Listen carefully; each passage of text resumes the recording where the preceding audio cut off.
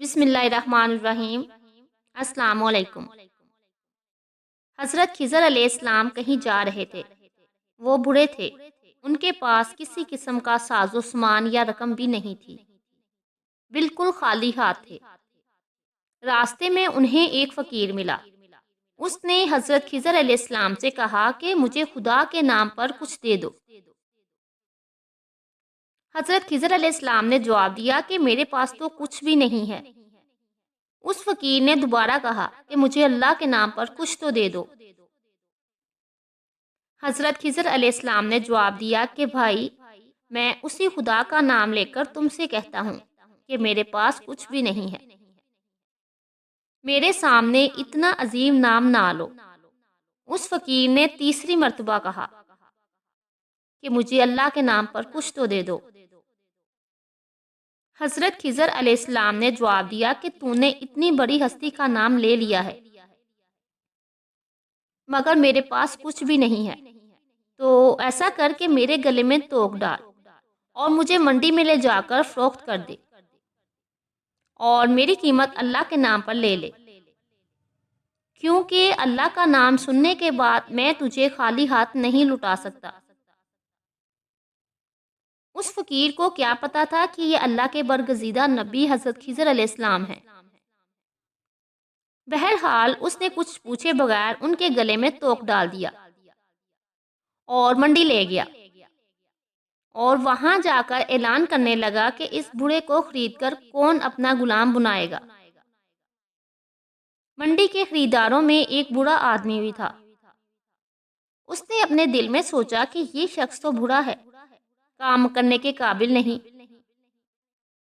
اگر کسی اور نے اسے خرید لیا تو اس سے خوب کام لینے کی کوشش میں اس پر ظلم کرے گا، لہٰذا اسے میں ہی خرید لیتا ہوں۔ چنانچہ وہ آگے بڑھا اور اس نے اس بوڑھے غلام حضرت خضر علیہ السلام کو خرید لیا اور اپنے گھر لے آیا۔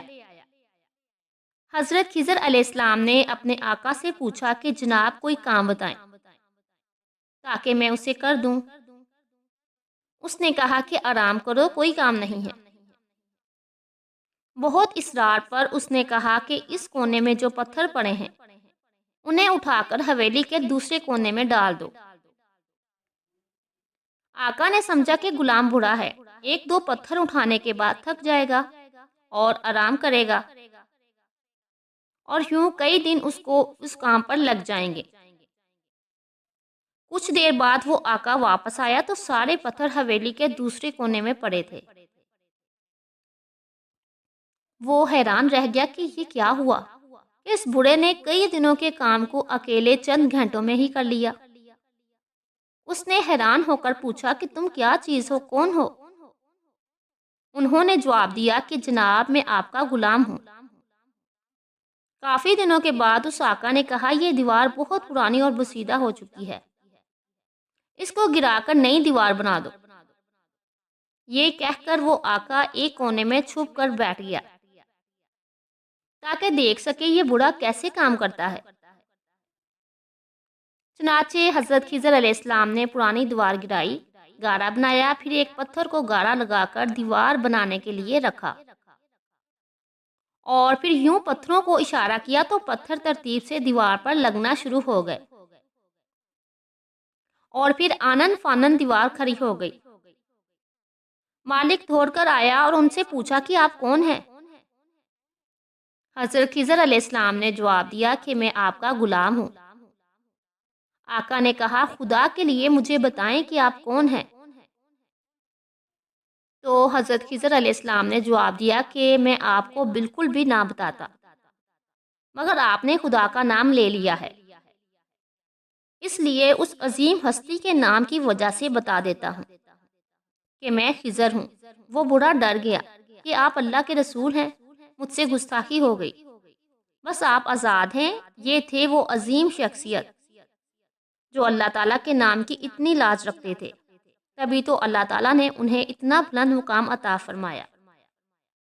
جزاک اللہ۔ ویڈیو پسند آئے تو کامنٹ سیکشن میں ضرور بتائیے گا، ویڈیو کو لائک اور شیئر ضرور کیجیے گا، اور جو میرے چینل پر نئے ہیں وہ میرے چینل کو سبسکرائب کر لیجیے۔ اللہ